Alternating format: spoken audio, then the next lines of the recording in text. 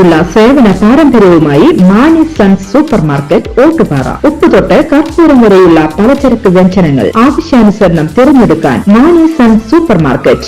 Branded അരികൾ, പ്രമുഖ കമ്പനികളുടെ ബിരിയാണി അരികൾ, ബ്രാൻഡഡ് കറി പൗഡറുകൾ, സ്പൈസസ്, ഡ്രൈ ഫ്രൂട്ട്സ്, എസൻസ് എന്നിവയും സ്റ്റീൽ, അലുമിനിയം, പ്ലാസ്റ്റിക് തുടങ്ങിയ ഹോം അപ്ലയൻസിന്റെ വിപുലമായ ശേഖരം. വ്യാപാരികൾക്കായി ഹോൾസെയിൽ സംവിധാനം. എല്ലാവിധ പലചരക്ക് സാധനങ്ങളും ഒരു കുടക്കീഴിലൊരുക്കി നിങ്ങളെ സ്വാഗതം ചെയ്യുന്നു.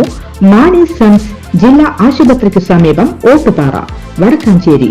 Phone number 9072303443 8078417443.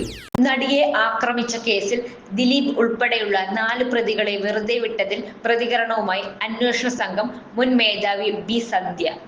കേസിലെ അന്തിമ വിധിയല്ലെന്നും മേൽക്കോടതികളുണ്ടെന്നും ബി സന്ധ്യ പ്രതികരിച്ചു. ഗൂഢാലോചന തെളിയിക്കുക എപ്പോഴും ഒരു വെല്ലുവിളിയാണ്. അന്വേഷണ സംഘം വളരെ നല്ല പോലെ പ്രവർത്തിച്ചു.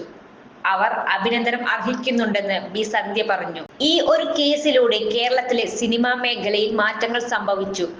അന്തിമ വിധി വരെ ഇരയ്ക്കൊപ്പം അന്വേഷണ സംഘവും പ്രോസിക്യൂഷനും ഉണ്ടാകുമെന്ന് ബി സന്ധ്യ വ്യക്തമാക്കി.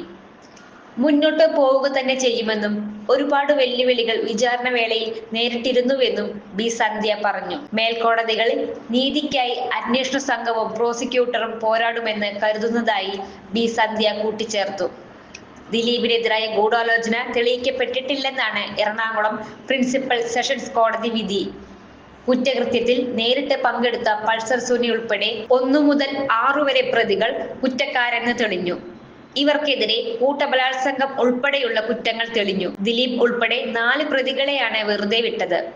Principal sessions judge honey M Varghese ആണ് വിധി പറഞ്ഞത്. മഞ്ജു വാര്യരെ കുറ്റപ്പെടുത്തിയായിരുന്നു വിധി വന്ന ശേഷം ദിലീപിന്റെ ആദ്യ പ്രതികരണം. കൂടുതൽ വാർത്തകൾക്ക് ഞങ്ങളുടെ ചാനൽ സബ്സ്ക്രൈബ് ചെയ്യുക. ഫേസ്ബുക്ക് ഫോളോ അപ്പ് ചെയ്യുക. വാർത്തകൾ വേഗത്തിലറിയാൻ എനി ടൈം ന്യൂസ്.